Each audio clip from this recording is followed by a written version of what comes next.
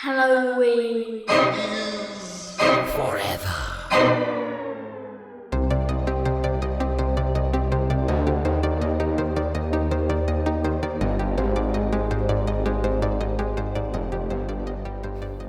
Good evening, Steven. Hello, Brian. How's this early day recording sessions treating you so far? Yeah, I mean, you're saying evening, but it's 12:30, brother. Yeah, it's noon for you guys. That's cool. Sorry, Ian. It's still breakfast time for you. Hey, sorry about all that. I got one for you. Okay. I might go as far as to say this is a classic one because, as you well know, drugs and alcohol have ruined my memories. I do not know 100% whether we've done this one or not. Sure. But it seems very likely. Hey guys, you ever this might be a little bit of a personal question. You ever have sex while camping before? Oh, yes, we have done this one before. We have definitely done intense before. Yeah, it's fucking intense. Nice. Welcome. Yep, that's a classic. Boils and ghouls to a very outdoorsy punishment episode of Halloween is Forever. I'm Brian. I'm Steve. And hey, we got our old pal back. It's Hallow Ian from the Hallow Ian Horror Hour. What's going on, buddy? I am well. It is 9:30 here on the West Coast at the time of recording. So yeah, this is fun to just dive right into punishment right first off in the morning, you know? Wake up in the morning, punish yourself. You deserve it. That's what I always say. No matter what time of day it is, no matter what day of the week it is, punish yourself. You deserve it. Yes, we appreciate you hopping on early here. We had some scheduling complications, and Ian was kind enough to join us on what is a pretty early casting call here on the weekend. So we appreciate you, and also fuck you for making us watch this movie, because I do want to say, don't feel that bad for you. This was your fault. What a time sink. Yeah. And what's worse is this is one of those movies where I had to like rewind a couple of times because I definitely just started picking up my phone and scrolling, and I was like, shit, I need to pay attention to this so that I... It is a movie that is at times very hard to pay attention to. We are, of course, talking about just a classic of the camp slasher subgenre. I would go as far as to say we are talking about a movie from the year of our Lord 1981. This is Ian's punishment for Steve and I. Don't go in the woods, aka don't go in the woods alone. Alone. Which they sometimes call it for some reason. But before we get into all AKA that, the Forest 2. Really? Is that another one I missed? Yeah, oh, good God. The Forest 2, and it has no relation to the original Forest. Nice. Yeah. Oh, really? Okay. Well, this is directed by a guy with two first names, and you cannot trust a man with two first names. James Bryan, and it is spelled with a Y. So just heads up. Never trust a Brian with a Y either. Anyway, we got to do some other shit at the top of the show here, as always. First of all, before we get into slurping on wet ones, Ian, did you just wrap up shooting, or are you in the midst of shooting? I think wrapped it up. We right? wrapped season 4 of the Hallow Ian Horror Hour at Harbor Island Studios last weekend. 4 brand new episodes coming to you this October with a telethon theme. In past, I've called like our past seasons kind of Elvira Meets the Muppets, or like Pee-wee's Playhouse, or Kablam. This year, it's Johnny Carson Meets Return of the Living Dead Part 2. So if that's your vibe, you're going to have a good time. God damn, that's my vibe. I'm excited for that. I was watching some old episodes on the YouTubes because you got me all psyched up talking about shooting the new one, and you said that'll be coming up pretty damn soon here in this October. Yep. It'll start airing on TV locally here on October 10th, 9th, and then it will hit YouTube the following day, and then eventually it'll be on YouTube. But follow on the YouTubes, follow on the socials, and you'll see all of that stuff posted. Yeah, and if you're obviously in the greater Seattle area, you can watch it on the old boob tube, Dead guys. Media, Definitely cable check it out. TV, channel 28, Fridays at 8 p.m. I mean, I feel like I'm living in an old TV promo. You just don't get that often. It feels anymore. so good to say. Yeah. All right, guys. I would not just urge, but insist and pressure you with violence to watch the Hallow Ian Horror Hour. You can go catch up on all the old stuff on the YouTube channel, so you're all caught up. You know who all the characters are, all that fun stuff. Once the new one comes out in October, and once again, we appreciate you joining us.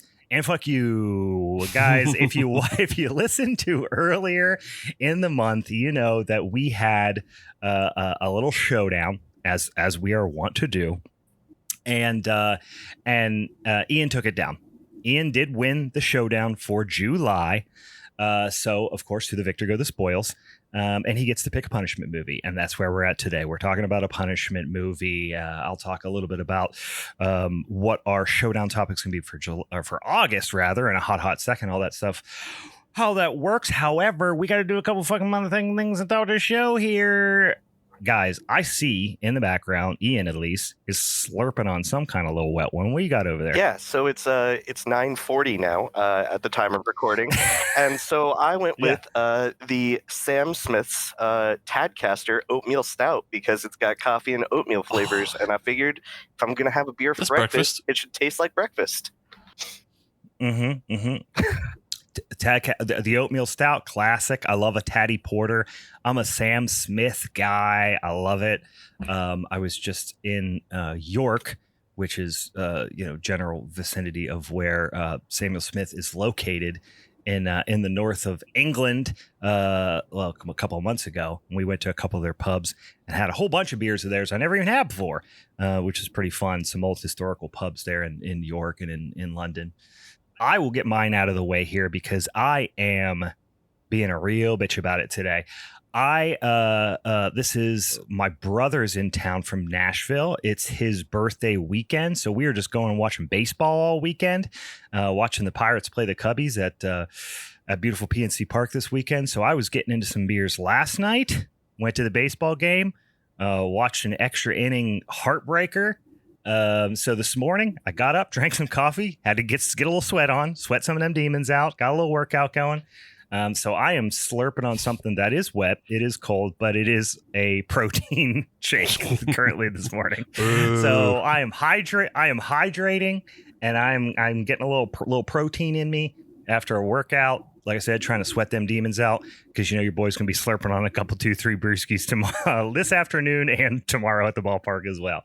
So I'm in recovery mode still here before I go back down to the ballpark. So I'm being lazy. I'm being lame.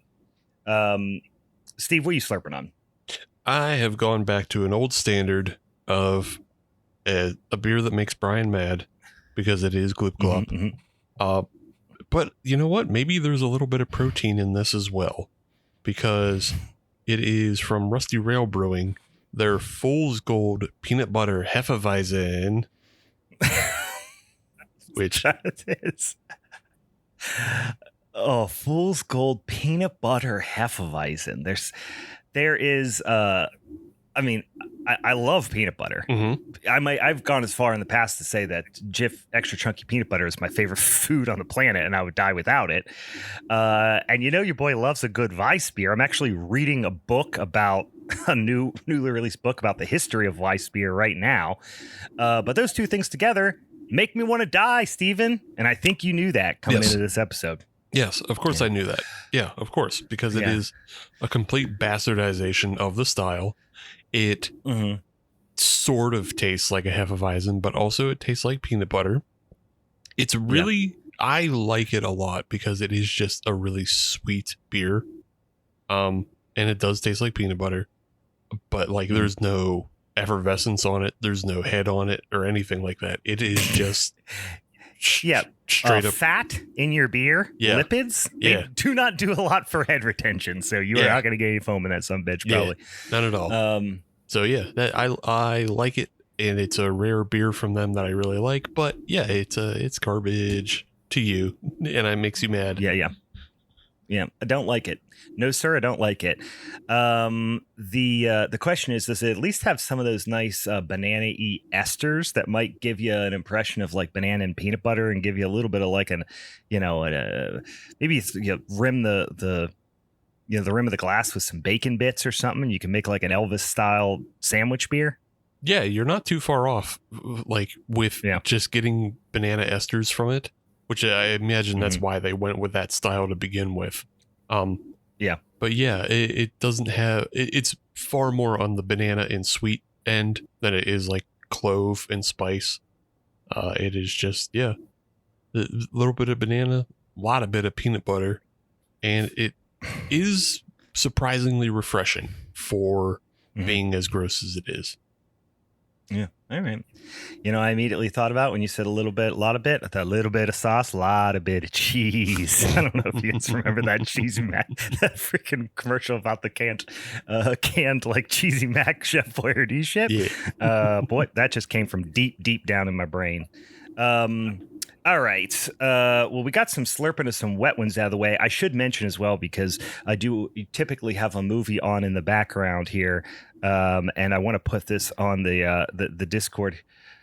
I'm watching a DVD copy of 2003's Hallow's End.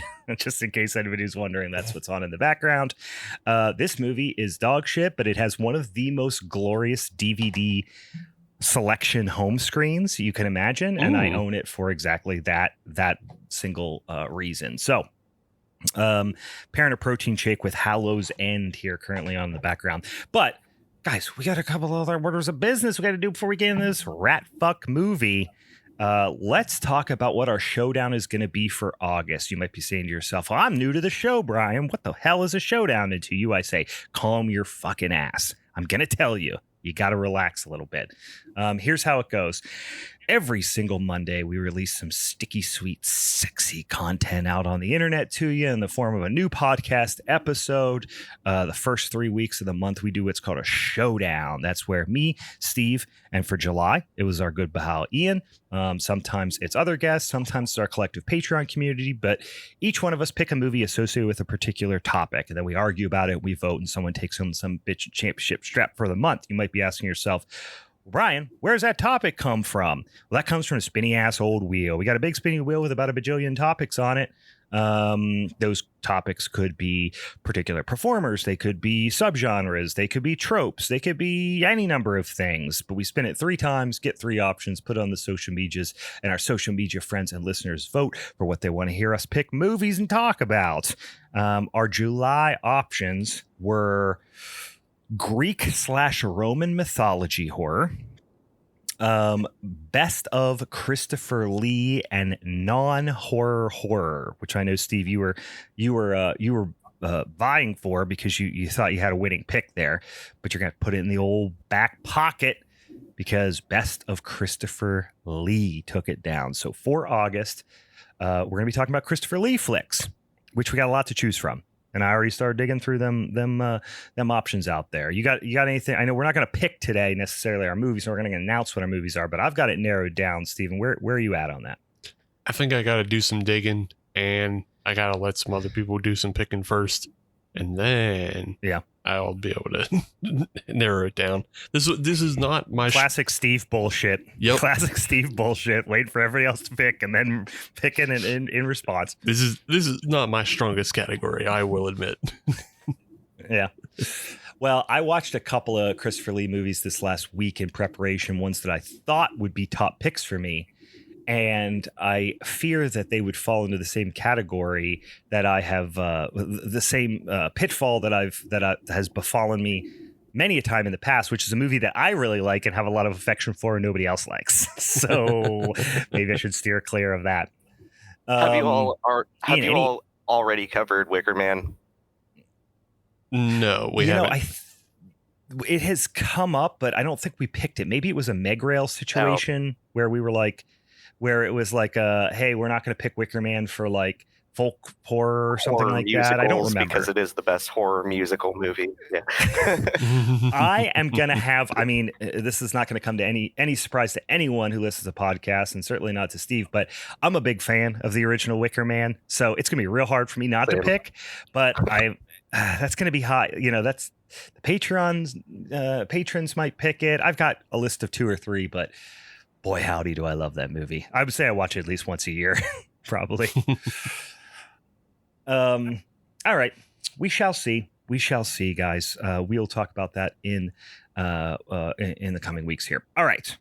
Let's get into this movie. Ian, why don't you tell us a little bit about this 1981 gem, this video nasty, and why the hell you decided to pick this movie? So I was, going through a list of different things that I thought might be fun for punishment, and some of them, just weren't punishment enough, or I knew the filmmakers and I didn't want to throw them under the bus, or you had already done some of the things that I had brought up. So I just went on my physical media collection, just went through a list of movies that I hadn't watched yet, and Don't Go in the Woods ... Alone from the Vinegar Syndrome release just happened to be the most summery theme one, so that's the one I picked. Yeah, no, it makes sense. It's on theme for the time of year. This is time of year to watch a camp slasher. Stephen, have you seen this one before? Is this first time watch for you? This was the first time watch for me, and hopefully a last time watch for me. Yeah, I will be completely honest. I don't know if I've seen this movie. This feels like the type of movie that would have come up on YouTube, or not YouTube, Tubi. And I would have just watched it, half watched it in the background. Yeah. And not really paid very close attention to it. I did recognize the I don't know, what are we going to call him? The killer, the madman? I don't know what he's. I think that's what the maniac. The wild man. Maniac. Yeah, the maniac is what he's credited as, right? But yeah, I was calling him the madman. I was thinking Madman Mars the whole time, but he was recognizable to me, even though he is wildly forgettable. I did remember the rosary beads he has on his face. That seemed familiar to me. So like I said, I think this might have come up in the background, but it's certainly not a movie that I was, super familiar with. Like I said, directed by James Bryan, who is mostly known for just softcore porn and exploitation type super low budget films. Definitely plenty of softcore porn out there, but he's also got some movies with very intriguing titles that I would just as a jaded, dumpster diver of Tubi. I know that these movies have great titles, but probably suck ass. Lady Street Fighter. That sounds awesome. Wow. It's probably very, very bad. He's got another movie. Oh boy, what is it? It's a biker movie called Hell Riders. Yeah, Hell Riders. Yeah, sounds awesome. I bet it sucks. I bet it sucks. He did The Executioner Part 2, which I think I've seen The Executioner Part 1. And it's just, it's a real who gives a shit, just guy on a killing spree type stuff. It's whatever, man. Yeah. Yeah, James Bryan, not necessarily known for deep stories, right? He's not a storyteller. He's not an auteur necessarily. He is a show vignettes of violence or sex or both kind of guy. That's kind of where we're at with our old buddy James. Interestingly enough, in addition to his director and writer credits, which he did write, not a ton, but a number of films that he directed, including Hell Riders. He also has a good amount of sound credits, which is funny because he did the sound for The Return of Swamp Thing, 1989, which is directed by noted pervert Jim Wynorski, which we of course love. But this might be the worst sounding movie I've ever heard. So let's put it this way. It's the worst sounding movie that I could hear, because there is worse movies like Sledgehammer and shit like that are like shot on video with a camcorder mic and are like just impossible to hear. But as far as a movie you can actually hear what they want you to hear, it's really bad. It's really tremendously bad. The ADR is so intense. Like I thought I was watching an Italian film at times, and I feel like they had like Australian voice actors doing, especially Peter. Like I do want to talk about that. I'm very confused about Peter's nationality, where he's from, and what kind of life he's lived. Yeah, I do not know. Peter is a mystery, as he does not have many other credits, as most people in this film don't have many other credits. Right. But yeah, he also did sound on, he was the sound effects editor on Nightmare on Elm Street 4, The Dream Master, and My Cousin Vinny. So like, yeah, he's done sound effects or sound engineering on big name fucking movies, but like and Police Academy 4. Yeah, couldn't forget that one. Of course not. But as far as this movie goes, was that the one we did? Did we do that on the Patreon? Or 7. We did Mission to Moscow. Yeah, we did Mission to Moscow, which is either 6 or 7. Yeah. But yeah, everything, there is 2 sound cues I like in this movie, and the rest of this movie is grating and annoying and repetitious, and like you were saying, it's full of ADR.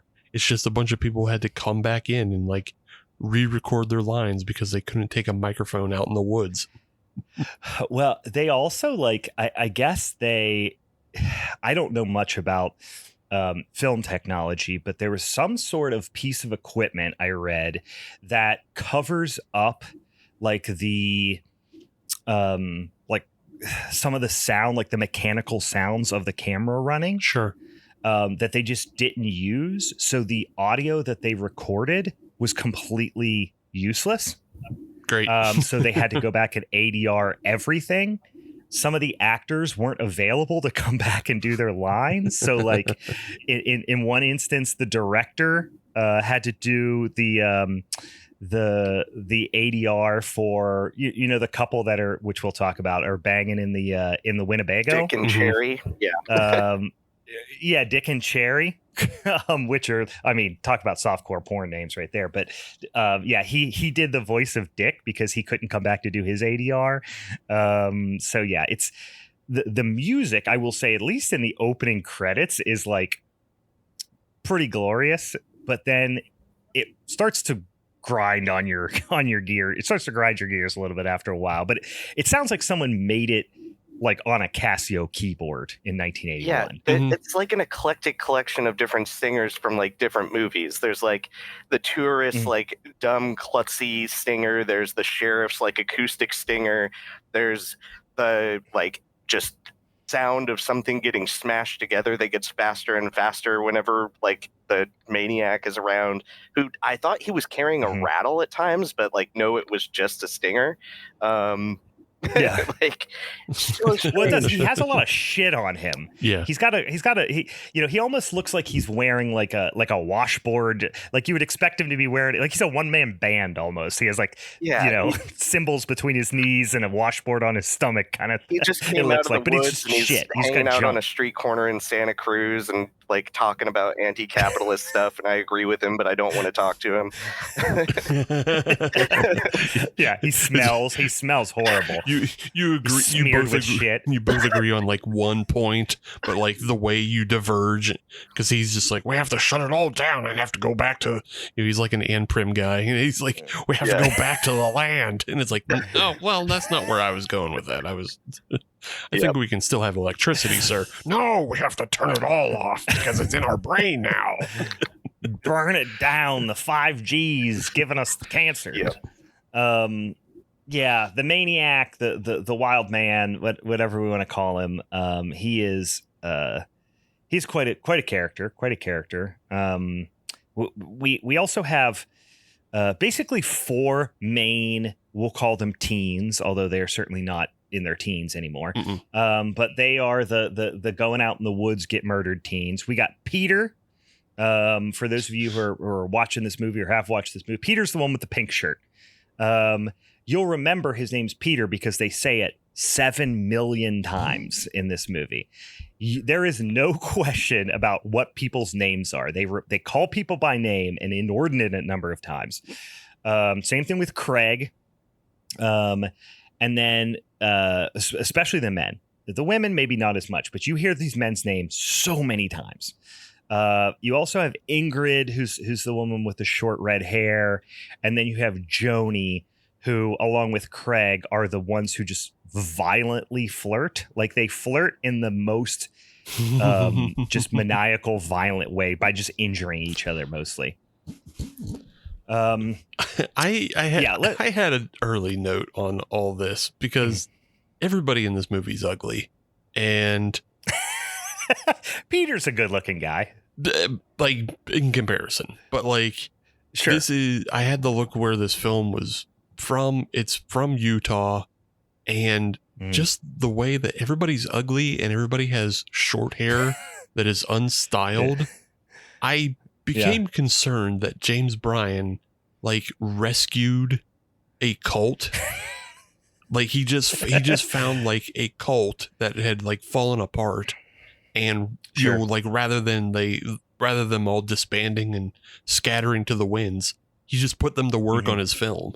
And so now like he just has like these cult members who they're ugly, they can't act, their hair is all bad because it's still like kind of growing in from whatever head shaving they were just doing on the compound. And now he's made a movie.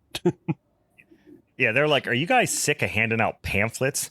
Would you rather try to act? And they were like, boy, howdy, would we? And then they just made a movie. It would explain Peter, or Nick Cleland, who plays Peter, just staring out. It was all method for him. Like, they were just getting real shots of him like analyzing his trauma. Yeah.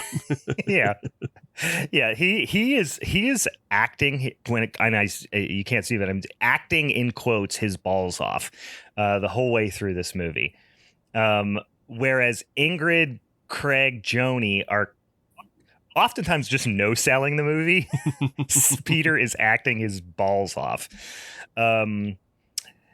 So I mean, we get a lot of Peter in this movie. I do want to, we already hinted at it, so we might as well, address the elephant in the room. Where the fuck is Peter from? At some point, he sounds like a Jewish kid from Long Island. In other portions, he sounds like he's from New Zealand. Like, where is this kid from? Undetermined. I did have the note. He sounds like in Grandma's Boy. He sounds like the one guy who's like also like Adam Sandler's friend or whatever, who's always doing like a goofy voice, but he's doing the guy who's talking about Frankenstein voice. It'll make you turn into Frankenstein and walk around like this. That's what Peter sounds like. Yeah, his voice changes so dramatically from scene to scene, and I don't know if it's he like what his actual accent sounds like, but which one his actual voice is and the one he's acting, he fades in and out of both so frequently that it's hard to tell what the real one is, which is kind of impressive in and of itself, I guess. But he has two other credits that you can try to go watch and see if you can catch what his real voice is. But one of them is a TV series called My Crazy Sex from 2016. So 2016? Yes, yeah. he took what is that, 30 almost 30 years off of acting. And then came back for My Crazy Sex, and then another TV miniseries called Hollywood. And but My Crazy Sex is on Tubi. And he plays Mr. Givens. So yeah, go find the episode with Mr. Givens and see if you can determine what his voice is. We are assuming he even has speaking lines here because he's in one episode of each of these shows. He might just be a named background character, but yeah, it's incredible that he even has credits up to 2020 as Edmund Grind in the miniseries Hollywood. Yeah. Listen, I personally guarantee you guys that I will not go do that, but I would urge you, someone out there in internet lands, listener out there, we would appreciate it if you went and found out what Peter's real voice sounds like and then come back and report to us, because I am not going to do that. This movie has very little plot. I mean, you could summarize the entire plot of this movie in about 20 seconds. It's teens go out in the woods, get terrorized by a crazy hermit mountain man, and that's it. I mean, that's really and truly it. Well, it's even simpler than that. Is that it's just a series of vignettes of people dying, and they decided to have teens in there because of the success of Friday the 13th. Yes, and I mean, you took the word. You said it much more eloquently than me. That is the plot. But the actual execution is just a series of vignettes of violence. That is all it is. And I get the feeling that's what a lot of his movies are. There's not really much plot. There's not there is a very weak through line. Again, in this instance, they are trying to capitalize on, the slasher trend of this is 81. So they were probably right on the heels of some of these other movies. And then this seems like a, I don't know, just a really shitty version of like The Burning or something, right? Surprisingly, this was not straight to video. I mean, there wasn't straight to video yet. So this actually got a theatrical release. It released in like 6 or 7 theaters in the Utah area, which that was very surprising to find out. That is wild, actually. The amount of like reviews and like notoriety this got, mostly because it was on Britain's Video Nasty list, which, of course, as we all know, the history of that, it just made people want to see it more across the world. This is one of those movies that might have been the best thing that ever happened to it. But compared to some of the other movies that are on this list, like this is pretty lighthearted, compared to some of the other stuff that's on that list. But yeah, it's just, like you said, series of vignettes of just people getting murdered. The first of which is maybe my favorite, which is a bird watcher, just a random bird watcher. There's a woman that just runs in the stream, falls down, and starts bleeding from falling. And then there's the bird I don't think I don't even call that a murder, though. Yeah, that was just a light, like that happened to me 100 times as a kid. Just running through the creek, fall, hurt yourself. Classic accident. Fair. Classic summertime accident. Yeah, she doesn't appear to get murdered. I don't think she's being terrorized by anybody but herself. But yeah, that is kind of the intro one, which I just because it's a nothing sandwich. Like, again, we don't see anybody. We don't really see what happens to her. She just falls down in the creek and starts bleeding the brightest red blood, which is the blood of this movie. It's very giallo level, neon, bright red blood the whole way through this movie. The type of blood where, they come and find a blood trail and it almost glows in the daylight. You know what I mean? The blood is so bright red. But the first one that really kind of got my attention and I was excited about, which is the bird watcher, because the bird watcher gets limbs cut off. And early on, I will be honest with you, I did not remember anything about this movie because I thought this was going to be like a monster movie. I thought there was going to be a fucking mini kaiju in the woods because of the shit he's doing early. It's like he's super fast, or he's got some sort of like lightning quick weapon or retractable claws or something. And then, of course, we'll talk about in a minute where he displays super strength. But then whenever it shows up later and it's just a dirty old bum, you're like, oh, wait, what? How do you do that other stuff? Yeah. And then that's when I was like, oh, I might have seen this movie before, but I did not remember the early kills. The bird watcher gets sliced up, again, arms cut off, the whole 9 yards, and he is cutting him like he is made of soft butter. Like, he cuts so easily. Like, this is the most spreadable of bird watchers. But it suggests to you that, like, the killer has some sort of, like, supernatural abilities early on. Again, proves to not be true. We do also get the title of the movie early on. They do say the title of the movie very early, which is, I always got to make a note of, they said the thing. You know, hey, whoa, they said it. They said the thing. Craig gives us the rules of the 3 rules of being in the woods, which are, you know, don't panic, which is, I don't know, had Hitchhiker's Guide to the Galaxy come out yet? This might be the origin of that. That's given a lot of credit. I'm pretty sure it already had been released. I think that book came out in the 70s. Yeah. Okay. Cool. So don't panic is the first rule. The second rule was, go up.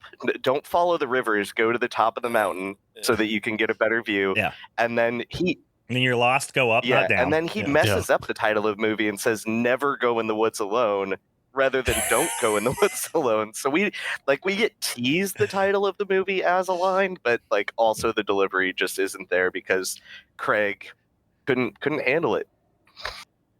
I wonder if the title came first and he messed it up, or that line was in there and they decided to call the movie almost that. Certainly the latter, yeah.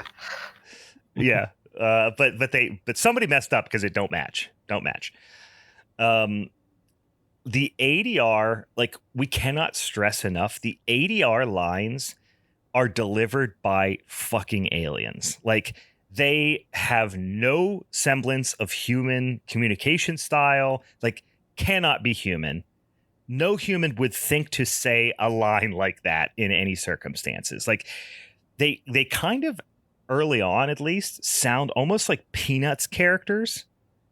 Like, they remind me of like a Charlie Brown and Linus from an old 60s special. Like, the way they like, you almost expect it. And they say everyone's name. You know what I mean?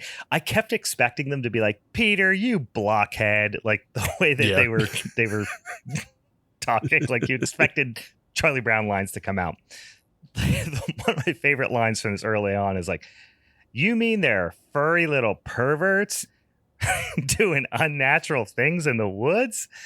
Like, they try to be like comical and like be kind of like edgy teen, like, you know, discussions and line deliveries, but they're so stunted in the way they deliver them that it just seems not human. Yeah. Again, this also goes back to my theory of them being in a cult, because they just don't seem to know how to interact as people on like basic levels. At least like homeschooled fundamental Mormon kids, if not like full on cult. Yeah. People who don't know what coffee tastes like, on its own. People who have, never encountered alcohol in a real way. But one of my favorite early lines, and this is back to Craig's like survival tips. They're going on, they get to the top of a mountain, and he's like, "Yeah, look, we're up here now. No animal will come bother us." And the women in the pack are like, "Well, aren't there bears and wolves?" And he's like, "Yeah, but man is the most feared animal." And it's like, yeah, but that's usually what causes animals to attack when they're scared. Like, they will attack you now. Yeah, I mean, I'm not putting a ton of faith in Craig's outdoor expertise just from his attire that he's wearing. I feel like he's putting on airs a little bit in terms of his camping prowess. It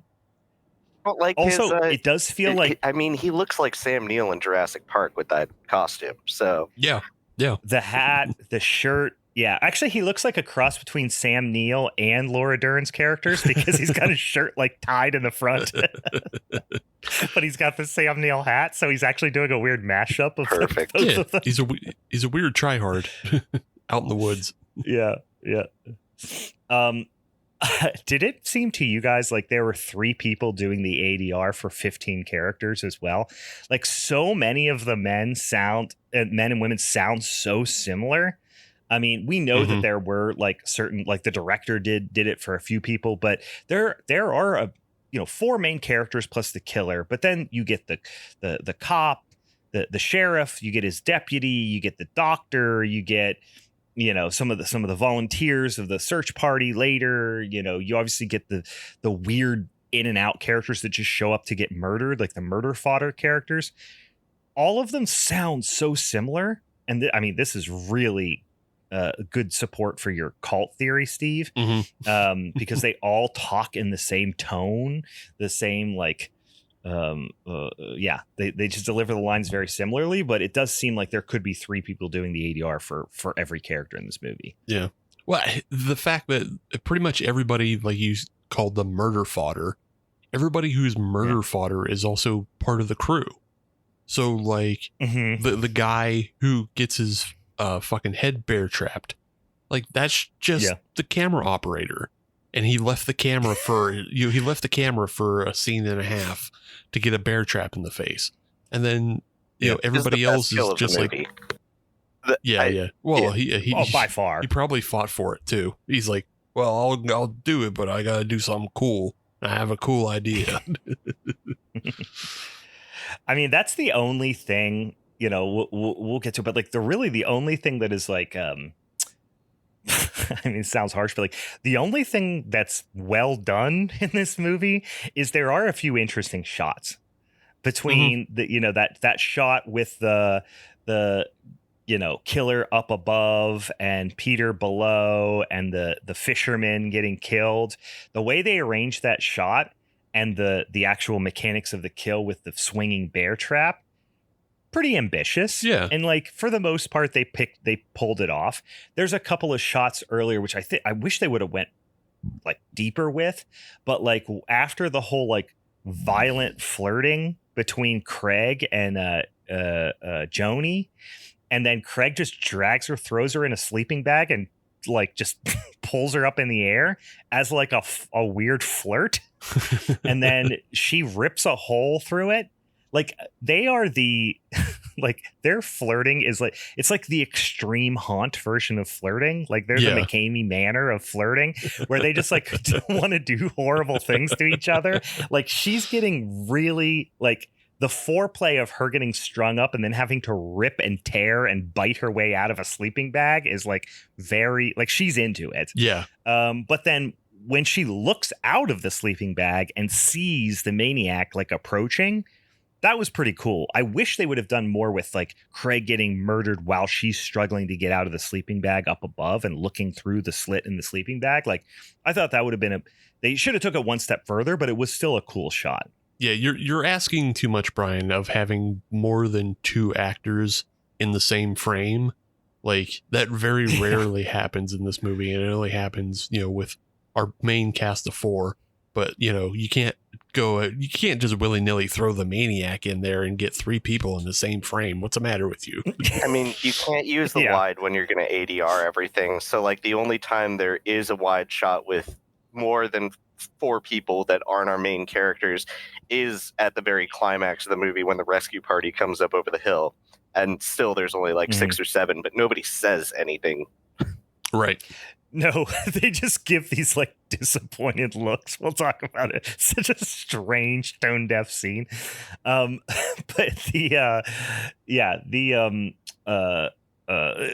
it's also all shot in like, for the most part, the whole movie shot in like pretty dense forests. So it's also like, and on a side of a hill in most instances. So it is kind of hard to get like wider shots, but there's so much of this movie that is just kids just dicking around in the woods. And then, you know, peppered in with the random people getting picked off in these little vignettes. Perhaps my favorite one comes up next, which we talked about. We get introduced to 2 characters with no context. We do get the idea that they are maybe just married or they're new in a relationship, but it's Cherry and Dick. And we get introduced to their kind of like love boudoir, which is an old like, I don't know, hippie van kind of, but it's, you know, Dick's transformed it into this like romantic, I don't know, a little getaway for them out in the woods. And Dick, again, this actor didn't come back to record his ADR, so this is the director recording it for him. But it is some of the most hilarious and stunted dialogue in the movie, even compared to the kids, who are horrible.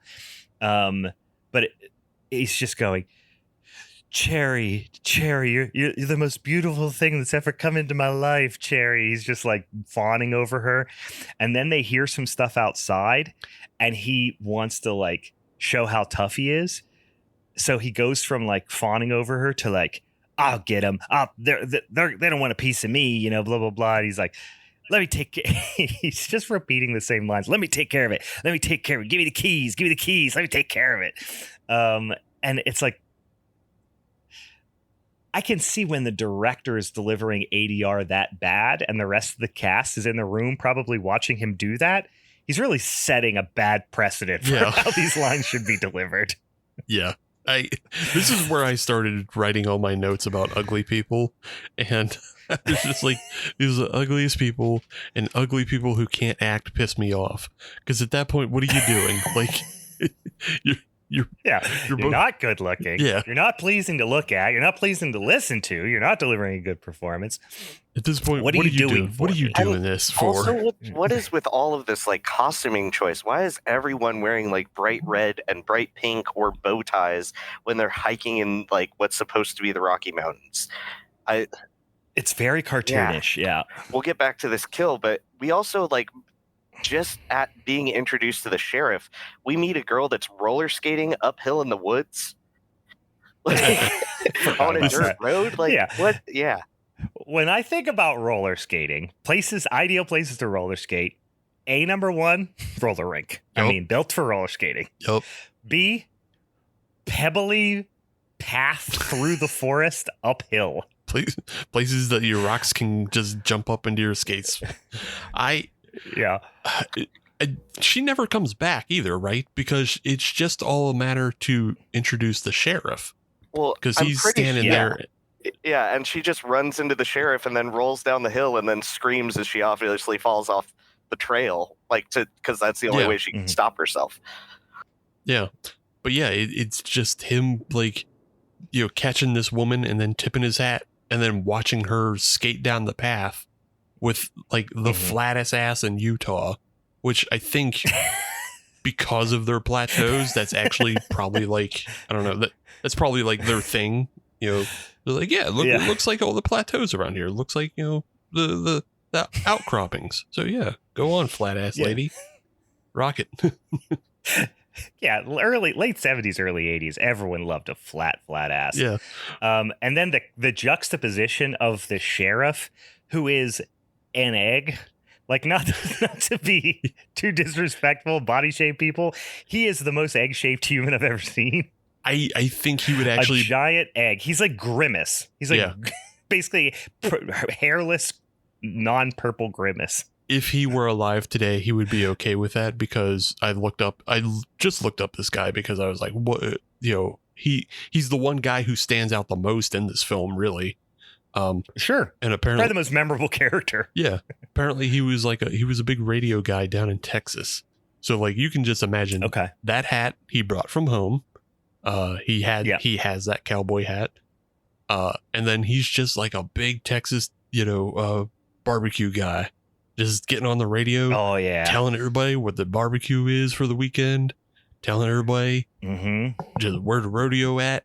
His nickname was Hubcap. His radio nickname is Hubcap. Yeah, dude. Oh man, I'm falling in love with this guy more by the second. Like, you know, he knows where all the stickiest, sweetest baked beans are too. Like, he knows. He's got the spot. He's just a big Texas hoss. I gotta go find some more information. Now that is a rabbit hole, an internet rabbit hole I'm willing to go down and learn a little bit more about Hubcap. He has the coolest picture on his IMDb, because it's just about to share it in the chat. If you are a Patreon member, you will be seeing this shortly. Yeah, it is unassociated with anything, because it's just him and a fucking doo-wop group, and he fucking rules. He has the most Tony Clifton fucking suit on in this because the he has bow tie, the ruffles. Yeah. Big Tex Ken Carter fucking rules, man. Well, and he's got like the 50s, thick rims kind of glasses on, right? Classic, like Buddy Holly looking glasses. And they're undoubtedly normal size, but they look like two monocles on his face because his head's so fucking big. I mean, his head's as big as a goddamn watermelon. It's like a fire plug with a little set of glasses on it. I wonder if that's why he just steals every scene, because he might just know what movie he's in, and he's just having fun with it compared to everybody else. Yeah. It does feel like it. Yeah, he's the most memorable character, and I think he's obviously much more charismatic guy than I think a lot of the people in this movie. I have no idea how he wound up in this film because, like we said, he's from Texas. He's a Texas radio guy. What the hell is he doing in Utah on this bum ass movie? Yeah, that's a great question. Yeah, he definitely, somebody owed him money or he owed somebody money, and as a result, he ended up in this movie. Oh, he had to leave. Town, and he wound up in Utah. Yeah. While the heat was on, he had to wait for the heat to die down. He's in Utah, and he's like, "Yeah, I guess I'll just do this movie." It had something to do with a backrooms card game, that resulted in him being in this movie. Back to Cherry and Dick. Some of the 80-yard lines, like we talked about, are so it all sounds terrible, but it's so funny because they're weirdly overwritten too. Like, instead of just like grumbling and stuff, there's tons more 80-yard lines than there needs to be, and sometimes they're overlapping with one another. And I'll give you a few examples as we go on, but here's one of them. It's Dick going out in the woods grumbling, and we always talk about him going, "Let me take care of it. Let me take care of it. Give me the keys. Give me the keys. I'll take care of it." And then he comes out and he's looking for whoever's been, peeping on them in the woods. And he goes, "Come out of there, you jerk, you pencil-necked geek." And it's like such a great 80s insult, pencil-necked geek. I love it. And then, let's flash forward. Cherry's in the van and she doesn't know where he went. Here's some bad stuff. Obviously, he's getting the brunt of whatever murder or activity that's happening out there. Then he gets kind of bloody face slammed up against the trailer, to which, of course, Cherry screams and freaks out. And then, to my surprise, the van gets absolutely launched down a hill. Yeah. Like, it got T-boned on the highway. Like, that's how much force. Like, it gets rolled the whole way down this hill. And Cherry, and then it lands at the bottom, bursts into flames, and then we listen for, 8 seconds to Cherry screams while she presumably burns alive. Yes. If you did not know anything about this movie going into it, which again, I kind of didn't. I didn't remember what the killer was. I was thinking in my mind it was a monster because somebody launched this trailer. Now it's a relatively small like van camper trailer type of thing. Launches it down the freaking hill. Like, this is something, again, you would expect, a mutant bear, mutant grizzly bear, or a freaking some sort of Sasquatch type monster to perhaps be able to do. Not just a regular dude with a spear that's out in the woods that proves to be the killer. So it doesn't make sense for a variety of reasons. They even throw you the red herring of it being a Bigfoot at some point, because like somebody else is just hiking through the woods and scares Peter, and he just goes running towards the group, screaming, and then they're like, Craig's just like, "Well, here's your Bigfoot," and it's just a guy. And the guy is like, "Oh, sorry, everybody. Didn't mean to scare you. Hope I, having a good time out in the woods. Bye, everybody. See you later." Yeah. It doesn't add up to what we see to be the villain later on, but let's not let that stop us now. The next vignette is we have this artist woman, and she's doing art in the forest as one does, and she's got a toddler, like a young toddler. I'm going to say this kid's like 2, right? It's between 2 and 3 years old. And this is just a word to the wise. And Craig didn't use this as one of his rules, but he maybe should have. When doing art in the forest and choosing a place to hang your child, like a little bouncing tube of salami, maybe don't choose a spot that's just out of eye line. Yeah. Like, keep it slightly closer. It's funny. Like, she goes on the wood. She sets up her easel, the whole thing, her canvas. She's painting. She has the kid like just hanging in a sack with its arms and legs hanging out, just like bouncing there. And for some reason, she places the baby like about 150 feet away. Like, just way too far. I couldn't tell you the geometry of like, where she was in relation to the baby. I still don't know that they actually were in the same scene because we cut to the baby at the very end of the film. So I think they just like showing off the baby at sometimes. Like, what's the baby doing? Yeah. The baby is my pitch for the requel of this movie. Now that we're 45 years on and she's now a wild woman in the woods. Mm-hmm. But there is anyway. But this is just absolutely ridiculous. She's like hung in the grass too. She's like not even on the trail. She's like out of eye line, but also in the bushes. So if there was an animal, she's like just a meat sack sitting there, like waiting to be. That's what I'm saying. It's just a tasty little baby salami, just some baby bologna hanging in the woods. It's like she was like using it as bait. It was so bizarre. But it's like. Obviously the I assume it's the mom, they don't say it, but the artist woman, she gets killed in pretty like, I don't know, mundane fashion. She just kind of gets stabbed from behind kind of thing, and blood squirts out all over the canvas and whatever. And then you look and the baby's gone, and you're like, all right, well, obviously the villain here took the baby, and we don't know if we should care about that or not, but it does come back around later. There's also another scene with, again, just a vignette with two non-named characters. We don't know who they are. They're a couple who gets, basically it's like they do like the sleeping bag piñata kind of scene, where they get strung up and then murdered in the sleeping bag. But unlike some of the other, I guess somewhat ambitious shots that they did an okay job of pulling off, this one they did not, and it's impossible to know what the fucking hell is supposed to be happening in the scene. They get strung up in a sleeping bag. It's very where are they in relation to each other? Like, it's just, it really truly doesn't work. I think it was supposed to be like, one of the kind of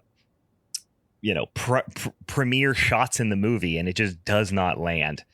Well, they got clearly the two best looking people in the movie to get killed in this scene. Well, yeah, they thought it was such a great idea. They tried to do it like 10 minutes later. Like it's like, oh, that's so fucking cool. Like, we'll have somebody strung up in a sleeping bag, and then we'll kill them, and then we'll have another guy killed, and then they just do it again with Joni and fucking Craig, and it's like. Yeah. If you're the maniac, you got to be thinking to yourself, how lucky am I? I love killing people who are strung up in sleeping bags, and then somebody has done it for me. I already did it once today, but now I'm like getting free crab legs today because somebody just did. Somebody strung up this woman for me. I'm gonna get her. Yeah, it's very much his aesthetic, as we see when we get to his home later on as well. This is a recurring theme of just hanging sleeping bags everywhere. So. Mm-hmm. Yeah, like what he's walking through. He's been out there for assumedly decades, collecting sleeping bags, stringing them up, murdering people, whatever. And then he walks into the woods and sees a living woman strung up in a sleeping bag. You got to assume he's just like, is it my fucking birthday? Like, what happened? They got me exactly what I wanted. They missed the scene of him. Into him. Yeah, they missed the scene of him clicking his heels. Yeah, I was imagining that. Like, he walks up in the woods, and he sees her laying there, and he's like, "Well, hot damn!" And he turns his hat on backwards and just starts whistling and strolling up to her. Yeah. So, one of my favorite lines in this movie too. I think it might have been Ingrid. I don't know. One of them says to Craig, wow, we have something like, hey, we haven't seen Peter. Wonder if something's happened. And Craig goes, it hasn't. And then they just go, they just stop. That's the end of conversation. So Bear Man, this is what he does with this is the scene we talked about before in the bear trap, where like Peter knows there's something dangerous out in the woods. He has become separated. He finally comes up on the group, playing and splashing around in the river, and he's kind of feeling some sense of relief.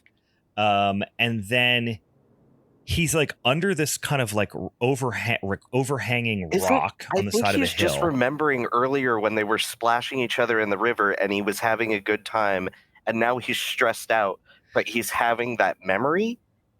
This was really confusing because I think he is just kind of like staring off into space when the fisherman walks up, and he's remembering the time when Dale the tourist was thrown off the waterfall while his mother yelled Dale. Yeah. Yeah, it is good. Yeah, you're not really sure what his motivation for this like almost dreamlike pause and look off into the distance like mannerism that he has. It is confusing. It's almost like he just, I don't know, was having a mild seizure for a second. Because he's having what the old timers would call a spell. A spell. He's just having a quick little spell. He's having an episode. He just like, because it is so confusing, because we understand the relationship between Peter and the fisherman because they wave at each other more or less. Like the fisherman waves at Peter and Peter's like, hey, but then like we get the reveal there's a maniac standing on a rock above Peter.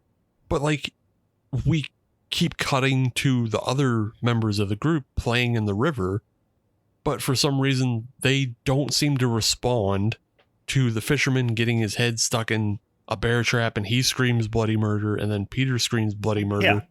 So like, are they just not? Are they in a different fucking river? Are they hanging out elsewhere playing grab ass? Because I don't think that's even Craig in that scene. I think that's Joni, Peter, and Ingrid splashing each other, and he's remembering back to an earlier time when they were splashing each other. And so, like, I like that idea. I like that idea. Is like that is not actually happening. He just was walking through the woods and was like, "Oh, remember that time we were splashing? That was fucking." I'm almost certain that is what is happening in this scene. And then he like sees the guy, and he's like, "Well, it was better when Craig wasn't around, and I was just splashing with Joni and Ingrid in the river." Yeah. That might be true. I didn't think about that because I didn't realize he was thinking about a scene with himself in it. Yeah, because it's Peter, because he's the more attractive one. It's not Craig's fro in that scene. Yeah. Oh gosh. I just assumed it was Craig. Like I just thought he was like he stumbled upon the rest of the crew and was like, having fun again. Because he has to run a very long way, and probably the best cinematography of the film of him running from the fisherman getting hit by the bear track.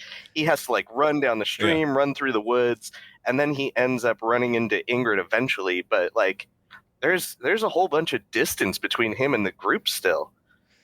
Yeah. So that stands to reason. But I was always so confused about the spatial reasoning of this movie already that I just didn't question it. Yeah. So I think Ian's right on this because, but the reason why it's confusing is because we do have the two women and Craig. They're together. They're doing some grab ass, and then they're all wearing what they wear to the river in this splash scene, but.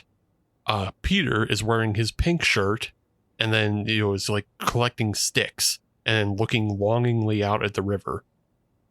When we cut to the river and everybody's splashing, the two women are still dressed like they were, but the guy is now shirtless Peter. And it looks like Peter is staring off, having gay thoughts about himself without a shirt on. Yes. So, but yeah, he's like, remember that time when before I got my pink shirt? Man, I was fucking hot. Yeah, but it's just confusing because like, yeah, he's staring off like, he's lusting after himself without a shirt. But it's just not the visual editing that we've been shown, because I just thought it was Craig, and Craig popped his top off and took his hat off. But like it's Me not too. it's not like you said, it's not the afro, so it has to be Peter staring at himself. Remember that time I was splashing the creek? Man, I was hot as fuck. Yeah. I love it. Yeah, this is the moment when I remembered the killer. I'm like, oh, that's the guy, the woodsy guy. Okay. Wait a second. How did he flip that trailer? Like, that's all I could think of in this moment was that's not a baby kaiju. That's just an average size human with a spear in the woods.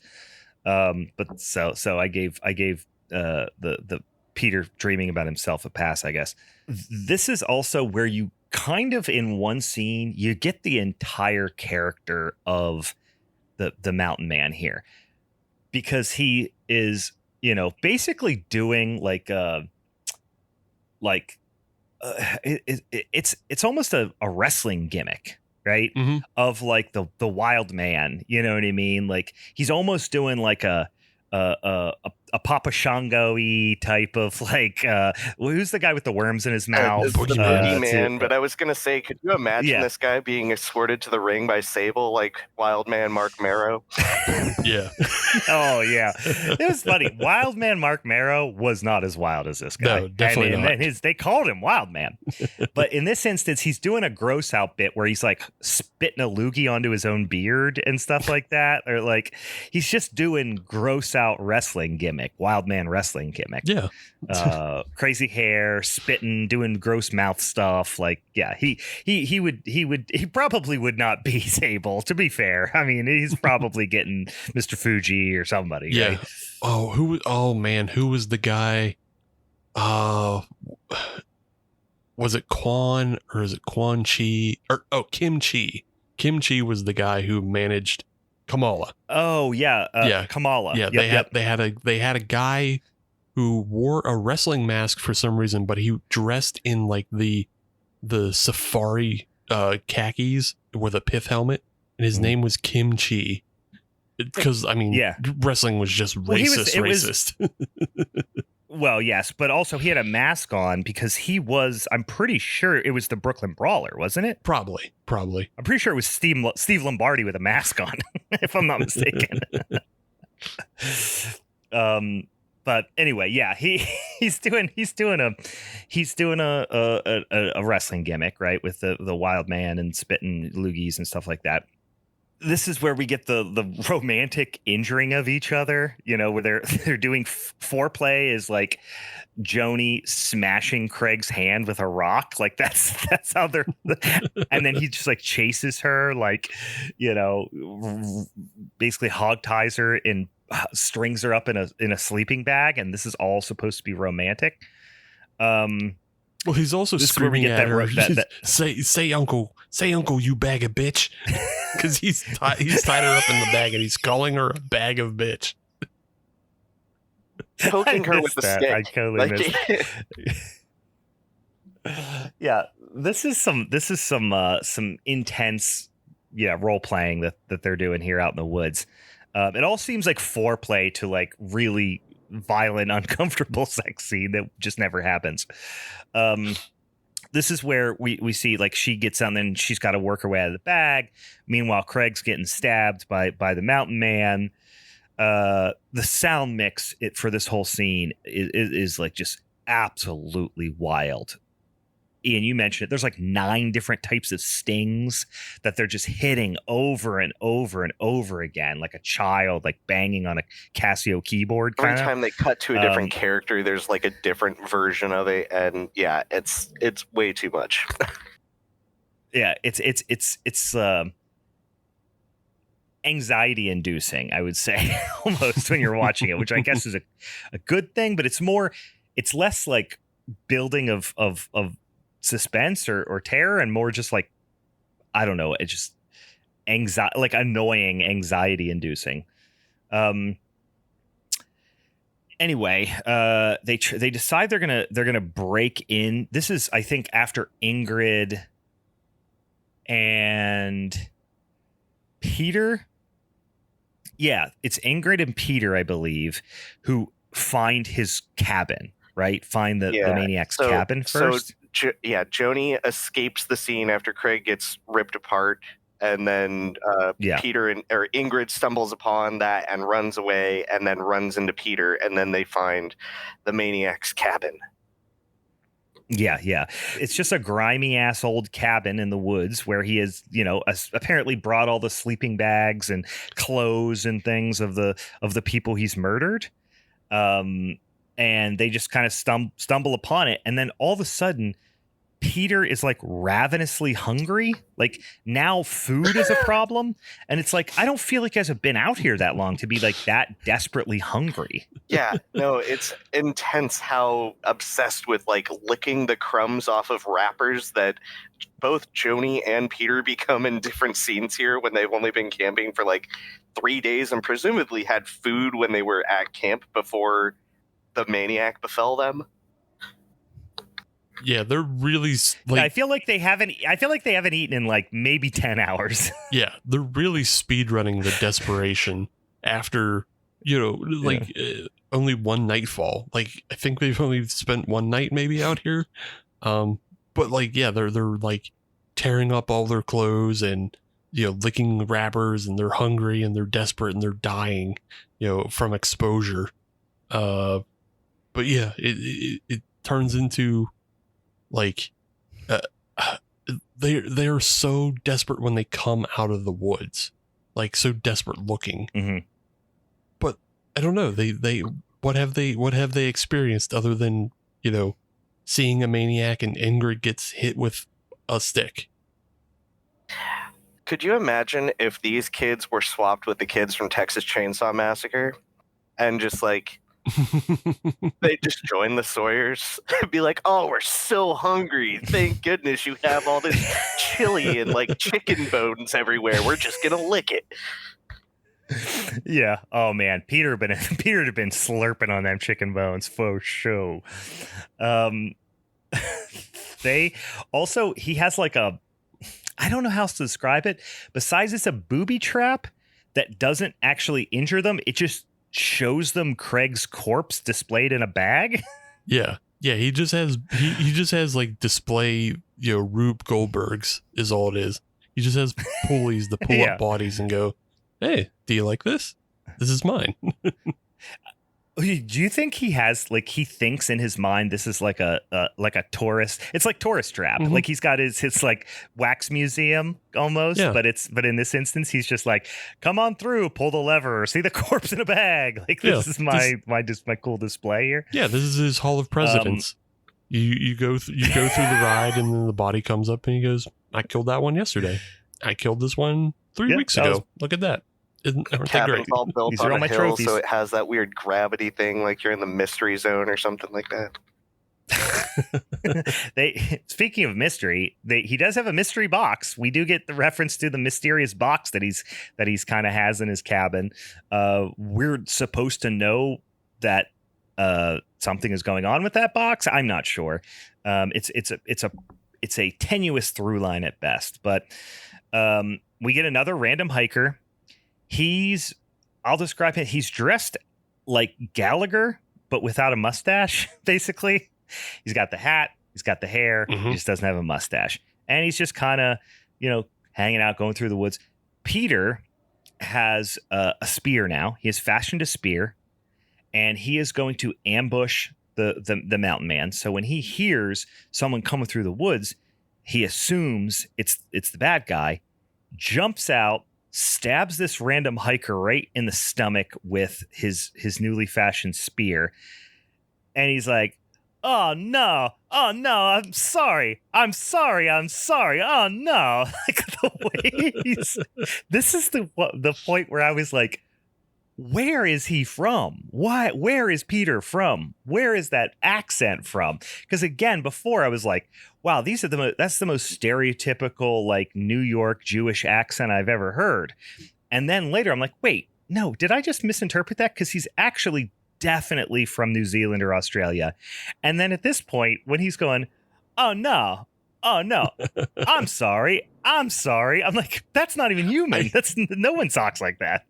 So I did some background research while we were doing the episode, and I went and watched that episode of TV that's on Amazon Prime TV or whatever. And he plays he plays an old man in a building, and the building, I can't explain the whole thing because I wasn't watching, but like, it's basically there's a couple having sex on top of a building, and the building catches fire, and then he comes out onto his fire escape and looks up to see the couple having sex on top of the building in this show called My Crazy Sex. He is for sure either South African or New Zealand. He's one of those two. But I think the ADR is so fucked because somebody was trying to do his accent. So sometimes we hear Peter. Okay. Sometimes we hear Peter, and sometimes we hear somebody doing a bad accent. And I think this is one of those times we hear the bad accent because it's just like, oh no, because like it doesn't make any sense. But like he definitely at some point it's almost Mario like yeah it's almost like vaguely like cartoonish Italian at points. It's a me, Mario. It's a me, like, Peter. Yeah. Okay. Oh no, Ingrid, we have to go. Well, also I'm trying to figure out the timeline on this because this came out in 1981. The Burning came out in the same year.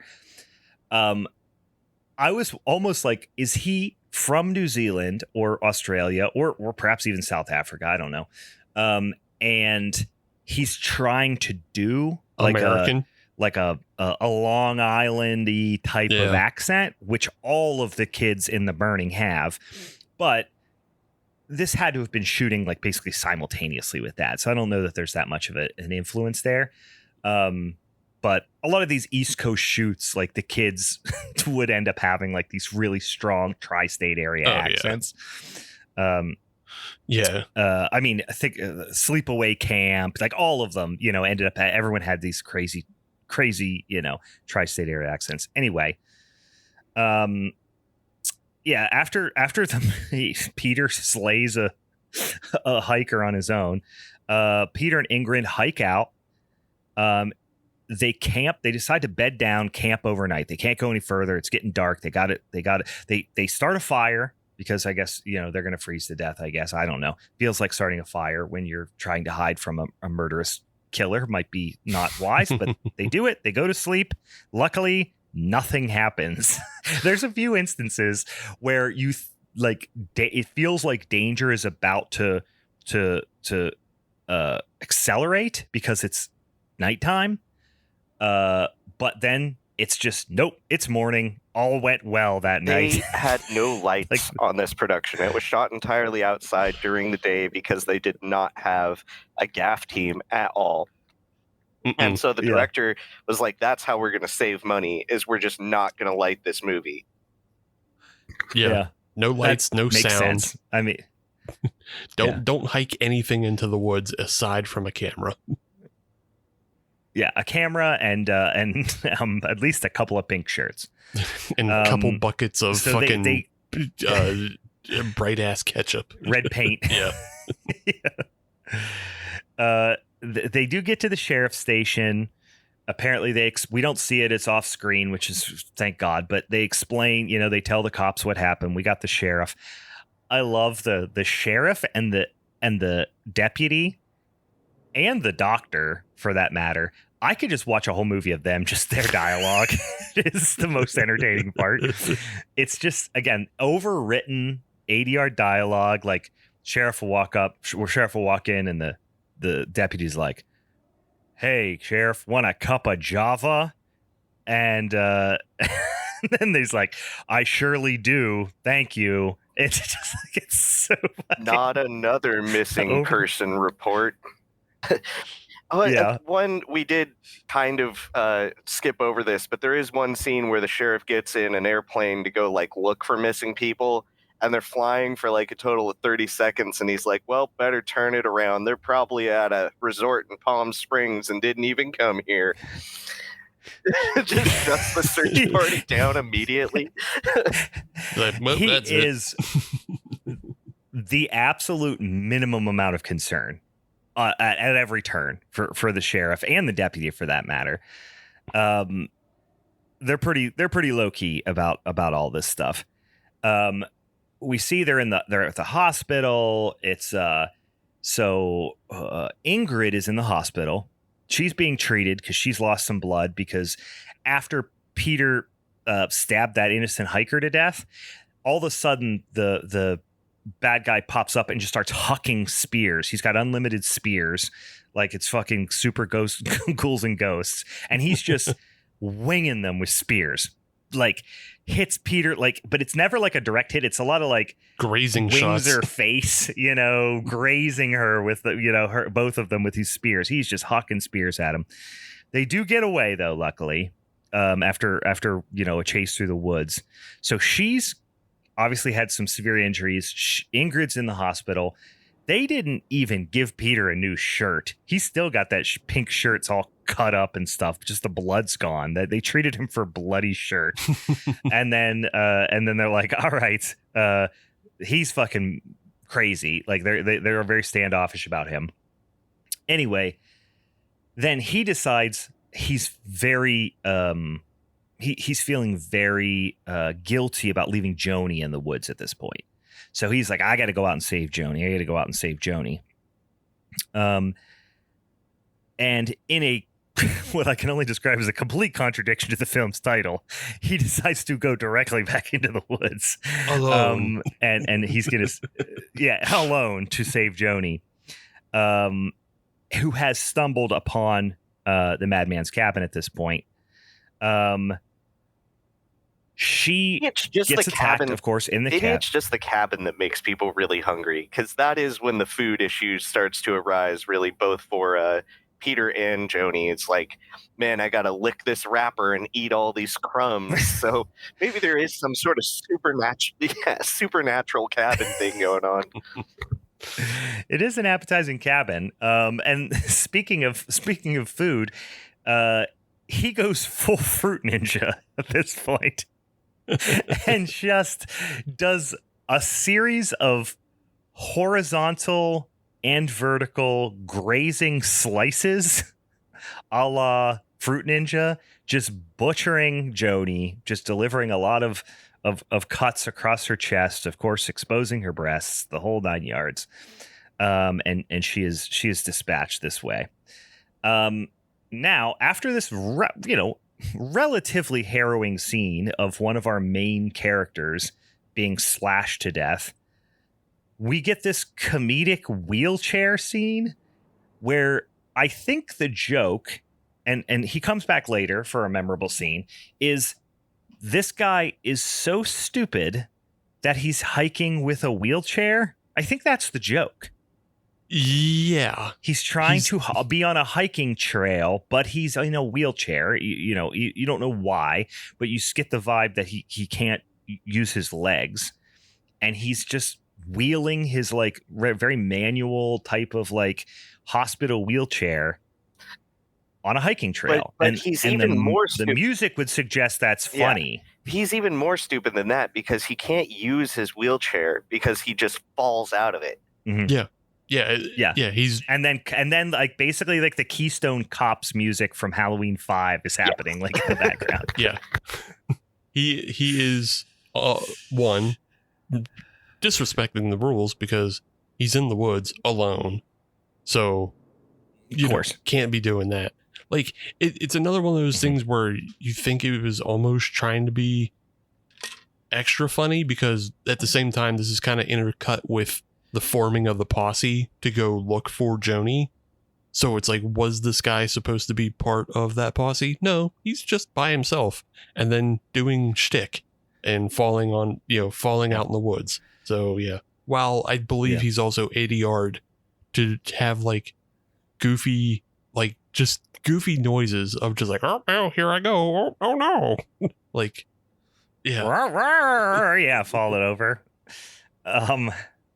We get now that the cops are, because they're told by the, I don't know, state police or whatever, that we're not you can't use a chopper. This is a county issue, and you're gonna have to deal with this on your own, even though there's a mass murderer out there. So they decide they're going to rally the troops for an old-fashioned search party, an old-fashioned posse. So they're rallying the posse, and you hear all the 80-yard lines of all the posse members getting psyched up to go out into the woods. And normally it would just be like kind of white noise, like rubble, rubble, rubble, voices going up and going down. But instead, it is a bunch of overwritten 80-yard lines just over top of each other. But every once in a while, you'll hear one very clearly above all the rest. And it's always very overwritten, like the one that's like rubble, rubble, rubble, rubble. I got some hollow point justice for that bastard. It's just these stupid overwritten lines. Sheriff gives the direction, shoot to kill. Keep one in the chamber, boys. Shoot first, ask questions later, even though we don't know what this guy looks like except for, the descriptions from Peter and Ingrid, which Peter is like a raving lunatic at this point, but just shoot to kill out in the forest. So they start going out and search in the woods. There's a scene where the sheriff wanders for what seems like 15 minutes straight of just the sheriff wandering.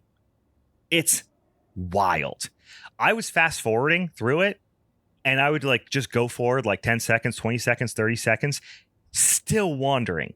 30 more seconds, still wandering. It was insane. Like, obviously they were padding out the runtime here, but I could not believe how long they left this guy wander in the woods. And then he finds the cabin, as now this is the third character who's found the cabin, fourth character, I guess, who's found the cabin. And you still see him getting into the cabin, the music, like it just goes on and on and on. He does find Joni, finds Joni's corpse. And then the deputy shows up, and you think this is going to be potentially a showdown with the bad guy, or maybe he sees him for the first time. But instead, it's just kind of 10-minute lead up to absolutely nothing. Yeah. Where he just finds Joni's corpse. There's not even, we've heard 90 stings in the last 10 minutes, and they don't even do a sting for when he finds Joni's corpse. And then the deputy goes, found one. Yeah. He did. Like, that's like an end of the scene. Both of them no-sell it, because the sheriff falls down in the cabin, and Joni's body comes out from behind like a bunch of sleeping bags that have been hung up or whatever. Mm-hmm. And he doesn't even like react to it. It's like she just falls on top of him, and he gives her a look of like, was I supposed to be scared of that? Was I supposed to be? Yeah. No. Well, then the deputy's like, somebody shows up and yeah. Like I think the idea was they were trying to have the deputy show up and have us think that it was the bad guy, the maniac, but instead, what a relief. It's just the deputy. But it's edited so poorly that does not come across at all. It's just a complete no-sell by both of them. Yeah. So I think it's just they botched this scene so miserably. So then they just have a cup of coffee about it, which is mostly what they do about crimes and murders. And they bring Joni's body right past Ingrid, who's hanging out at the base with the doctor at this point, because they thought that would be a good idea. Yeah, the doctor brought her up for some reason. The doctor's like, I don't know. Yeah. I'm trying this new type of therapy, and it's immersion therapy, but I immerse you right into the thing while that danger is still happening. Yeah. Remember that time you were almost murdered in the woods by a madman? Let's take you back to those woods where that madman is still murdering. It's like, remember that time when you almost were mauled to death when you fell into the tiger cage at the zoo? Here's the therapy. We're throwing you back in the tiger cage. They decide, they just have a cup of coffee, and then they're like, all right, let's go on some more. They just go back, and I feel like we do the whole thing again. We do get to revisit the wheelchair guy, who is abruptly decapitated, and then does what I can only describe as a Mac and Me down the ridge. Yep. Like, it is wild. Yep, agreed. He's decapitated from like a distance. You see his head fly off, roll down the hill, and then he just tumbles down. So, just as the crew, is they're basically like, hey, it's getting too dark. These guys are tired. We got to camp down for the night. We'll pick back up for the search in the morning. Ingrid bails to go find Peter. Like, this is, again, they are repeatedly disobeying the title of the movie. And then once again, you think, well, shit's really going to hit the fan because now it's nighttime. They're going to be defenseless in the dark. The madman's coming. Nope. Eventless evening. Wake up next morning. Let's get back to it. I mean, do they even go to bed? Yeah, I guess they do. Yeah.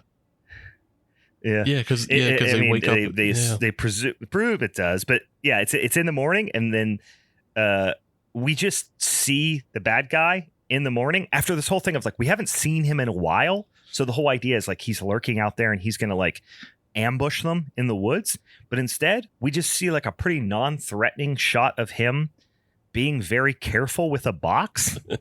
And you could tell they had to put that in there for us to like, oh yeah, the box. What's in the box? Remember, kind of thing. Because otherwise, you never thought about it. You're still barely thinking about it.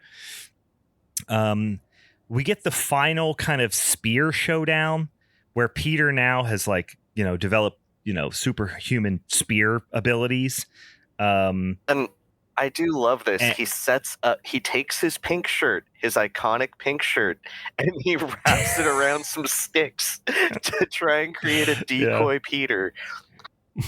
Yeah, tricks him, and it works flawlessly, I must say. It tricks not only the maniac, but it tricks Ingrid, who runs into danger. You thought Ingrid, I mean, it would have made sense because Ingrid, I think she has a machete at this point. She does. She, or some sort of blade, and these people are so easily tricked. They see, again, that iconic Peter pink shirt, and everyone within a quarter mile goes, "Oh, there's Peter. Hey, Peter," and runs towards the pink shirt. I think it works on. I think everybody is nearsighted in this movie because they have to be. They just see the pink shirt and they run for Peter. But at the same time, that also explains why the maniac never hunts at night, because he just has bad vision. Like, he knows he has really bad vision. He's just not going out. That makes sense. Bad vision and beads in his eyes, so like he really can't see. He's got to keep that sleep schedule because maniacing is hard work.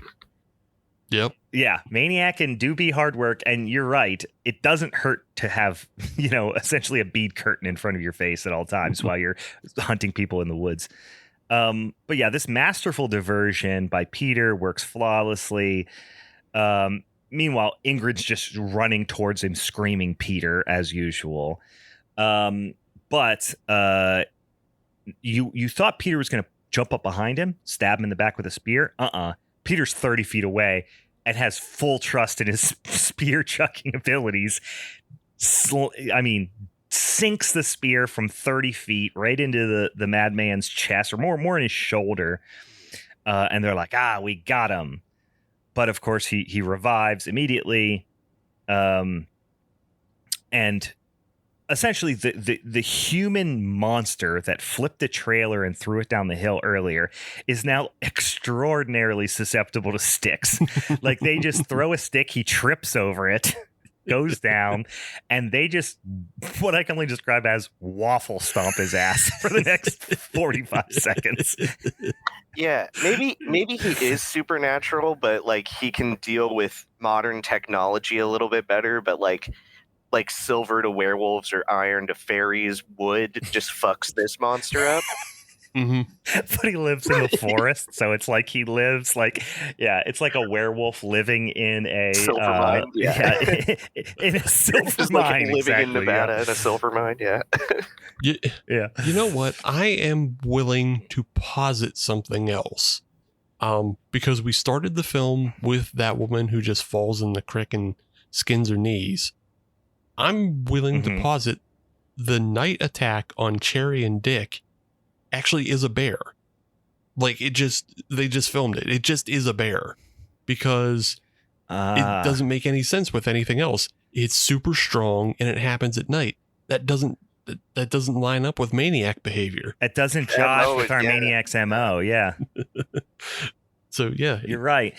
So that was a completely unrelated red herring bear attack. Yeah, it's just a warning to not go out in the woods because there's maniac and bear, and you can skin your knee. There are both. You can skin your knee in the creek too. All And these I things would can happen to you. posit that, since we see someone roller skating uphill, that there's probably also vampires. Sure. That's yeah. Yep. That's true. I mean, that's ice skating, but It's a Blade reference. I like that. And also, I would argue another danger they show us earlier when Peter. I'm going to assume that some part of this got left on the cutting room floor. But when Peter he's thinking back and he's imagining that time when he was being sexy and splashing. Mm-hmm. He was also that was originally a scene that displayed the dangers of drinking stagnant water because they all got giardia immediately after that, and that was going to be another thing to avoid in the woods, but they were like, all right, no, we gotta keep the runtime tight. They got beaver fever. So yeah, they're just fever. They're just, again, waffle stomping him. We have this practical effects scene, kind of classic scene where like the fake torso, right, and his head kind of poking up out of the top, and they are just repeatedly stabbing and plunging sticks into his chest, into his torso over and over and over, but he's still alive, and he's so it's supposed to be this like gruesome over the top revenge type of thing. And then as the cavalry kind of arrives, this is what's happening. At a strange time, they decide to cut to the big reveal. This feels like it would have made sense maybe even 2 shots later, but cut to the box that the madman was carrying, and there's a baby with a hatchet coming out of the box. And it is, of course, you were meant to believe, although it's certainly not abundantly clear, but it is the artist's baby that was taken earlier. You have to assume, but it's not made super clear that that's the case. But where else would he have gotten a baby, I guess? Right. Yeah. But after that big reveal, then we go back to the sheriff, the deputy, the scene you talked about where there's actually like maybe 6 or 7 people on screen at the same time, which is almost jarring after this movie. And you come up and they see him like come up over the ridge, and they see them like just, again, waffle stomping his ass. And the sheriff and deputy look at them. They look back, they draw their guns, but then they see that it's Peter and Ingrid. They lower their guns. And they give them a look of, first is the only thing I can describe it as is whelp. And then also disappointment. I'm not sure. They look at them like, guys, what are we doing here? It's like, should they not have killed him? Did you expect them to you told him to shoot to kill. And now are you mad you didn't get to shoot them? Like, I cannot figure out what the look that they give them is meant to communicate. The deputy 100% is shaking his head in disapproval, so everybody knows he's not on board. So it's just, yeah. But then to juxtapose against that, like once they stop stabbing him and they're just standing there, the deputy turns to the sheriff and is like, cute couple. Yeah. And then they're just, again, they're acting like this is the 3rd time this week this has happened. Like in a second, they're standing there. It's literally the very next scene. The thing that would have made sense now is either to put the baby with the hatchet in this scene or even wait one more scene here. But it's just the sheriff and the deputy just standing in the woods, assumedly after the cleanup of the crime scene happened. I don't know. But you've got Ingrid and Peter wrapped up in blankets, and they're just walking off. And he goes, so I guess I assumed some time had passed, but there's nothing really to suggest that's true. So Ian, you might be right.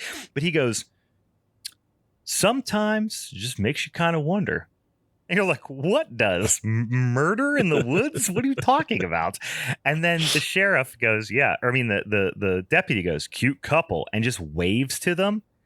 And I was just wrote, what is happening? Are they free to go? Question mark, question mark. They're covered in blood. I feel like there's more paperwork to do. Peter has killed 2 people, and only one of them was a killer. Right. Yeah. And they're just like, welp, he's dead. Have a good day, guys. And they just give them blankets and they walk off into the woods. Like, I feel like, first of all, minimal exploration of the crime scene because they missed an armed toddler less than 100 feet away. And they just were like, let's not question anything. Let's not try to figure out who this guy was. Like, just, well, that's it's all in a day's work. See you later. Have a good rest of your trip. It really feels like the sheriff should have turned to the deputy and be like, you know what, Ricky? Sometimes these things just kind of find a way of working themselves out.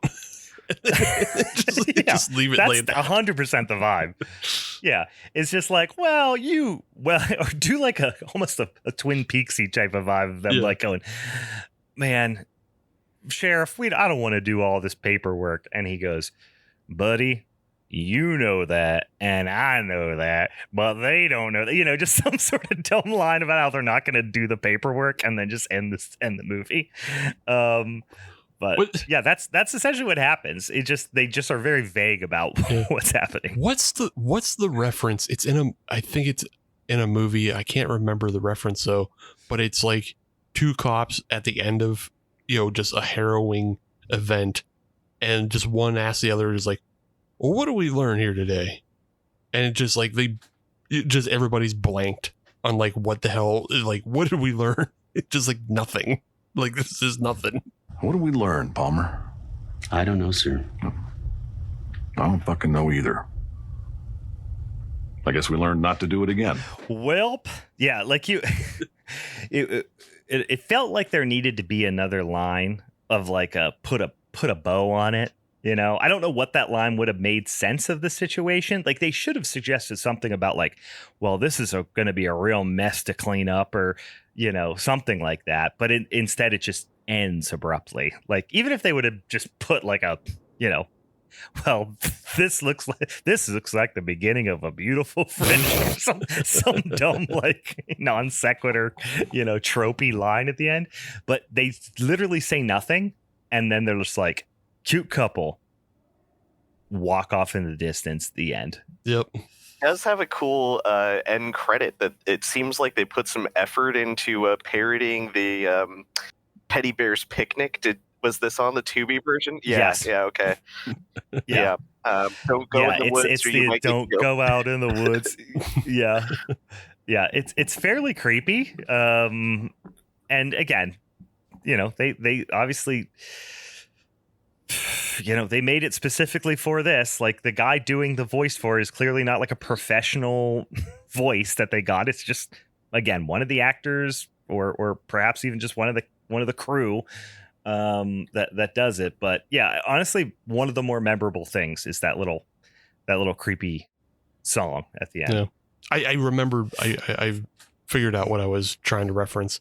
It's the end of Burn After Reading, where J.K. Simmons is just sitting in his CIA office and he's talking to one of his underlings.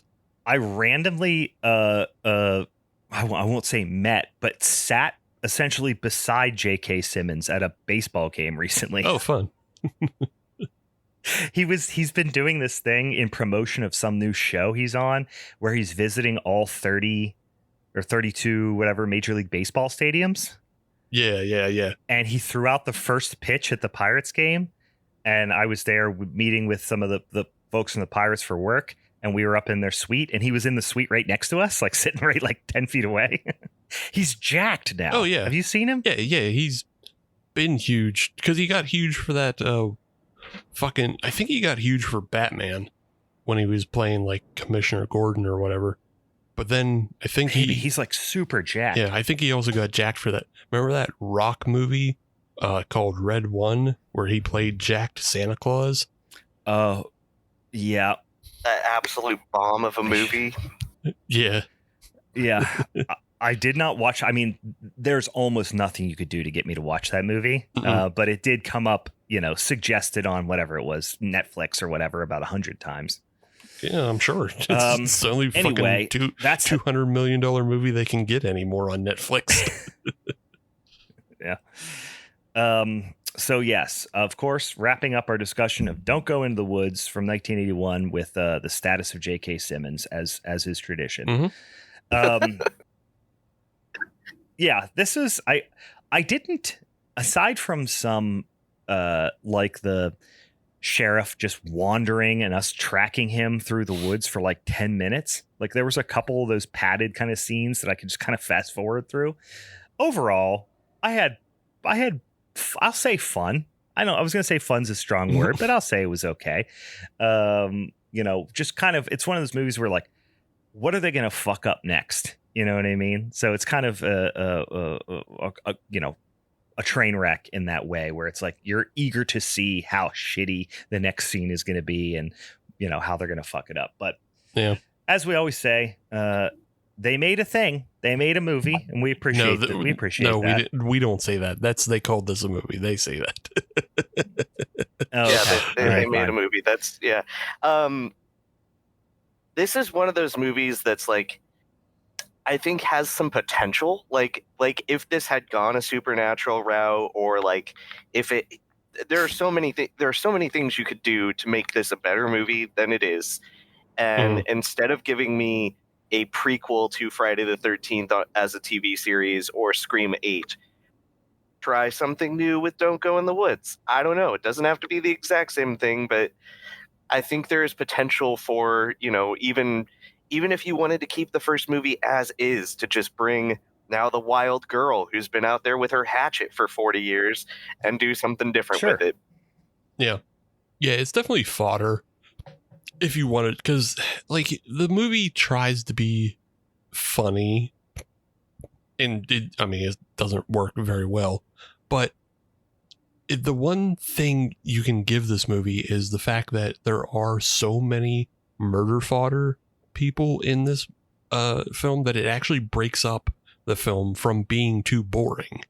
Like it's watchable in that way, because you get so many different vignettes of just goofy shit happening. Like you're not subjected to just 4 people wandering around in the woods doing dick all. You get to see a whole bunch of people die in silly ways, at least. But they're like, we are not going to put much in the way here of character development, so we've got to keep your attention some other way. So let's just at least they identified that early on. It was like, well, let's just have as many people die as possible, and we'll include the entire crew and kill the entire crew at some point. But otherwise the movie's so thin that if they didn't have that, we would be bored to fucking tears. Yeah, it has to be there. It's a big, it's 1/3 of the movie. All right. Anyway, that was Don't Go in the Woods from 1981, currently streaming just about fucking everywhere. Tubi, Amazon Prime. You can find 8 different free versions streaming for free on YouTube. But I don't know. Check it out or don't. I don't think your life's going to change too dramatically either way. But also remember, I was shocked. Oh, go ahead. I was shocked that there's not a riff tracks of this. Oh, that's true. Yeah, this feels like a movie that is ripe for riff tracking. Yeah. I wonder if there's some sort of rights thing that's prevented them from doing that. I don't know. Obviously, that the people who own this movie don't particularly care about it, because there's, again, so many free rips of it on YouTube. Yeah. Anyway, hey, let me remind you one more time, if you've got suggestions, for topics for us to put on the spinny ass wheel, shoot them our way over on the social medias at Halloween is Forever on all the things. You can send us an email, halloweenisforeverpod@gmail.com. But if you've got Christopher Lee flicks that you want us to check out and consider for next week, shoot them our way as well. And then certainly don't forget, once again, go catch up here. You got a couple months to catch up on the past episodes of the Halloween Horror Hour, and then get ready for the release of season 4 right in October. But also tell them where they can find all that stuff, and also your social medias and all that stuff too. Yeah, we're at Hallow Ian Horror Hour on Instagram and Blue Sky and YouTube, and those are the places to find us. If you want to check out some of our live events that are coming up, if you're in the Pacific Northwest, we'll be doing some stuff at some local theaters around October, and we also have a bunch of merch and our offshoot podcast where some of the actors talk about making the show and other topics over at hallowianhorrorhour.com. All of that stuff is in one place there for you. Yeah, go Google Hallow Ian Horror Hour and go check out all the good stuff. It's a lot of fun, especially because, as far as I'm concerned, we are about 2 to 3 weeks away from spooky season starting to kick off. I'm already seeing some spooky shit in the stores. I'm already seeing some candy corns. I'm already seeing some stuff pop up on the shelves. And my birthday is August 13th, and for me, that pretty much is the kickoff to spooky season. So I'll be honest with you, I'm already getting that. I just went to a thrift store and bought some spooky vintage Halloween lights the other day. So it has begun already. Any final thoughts on this movie, or July Showdown before we sign off? Nope. I'm with Ian. They should try to make a requel of this rather than that Friday the 13th TV show that I will still probably reluctantly watch because I do love Linda Cardellini, but otherwise don't care. But I have to, but I will. Yeah. There's I was surprised to see there's a 25th anniversary release of this movie. Apparently this movie has a bit of a following, which I did not realize. So some of you out there who might have just been waiting, counting the days till we did an episode on Don't Go in the Woods. So you're welcome. We finally did it. It's a benchmark episode. All right. Well, thank you once again, Ian, for joining us early here for West Coast. We appreciate you as always. And you know what? I'm not going to end on a fuck you because I just admitted I didn't hate this movie. So it's always a good time. We've done worse. Yeah, I mean, even when we're talking about terrible movies, we have a good time here. So I appreciate you having me on. Yeah, we always love having you on. We appreciate the time. All right, Steven, anything final? Nope. As we go into August? Nope. All right. Well, for the Halloween is Forever crew, I'm Brian. And I'm the Woods Maniac. Peter! Peter! Dick! Peter! Dick! Dale! Jerry! Dale, wait up! Dale! All right, bye.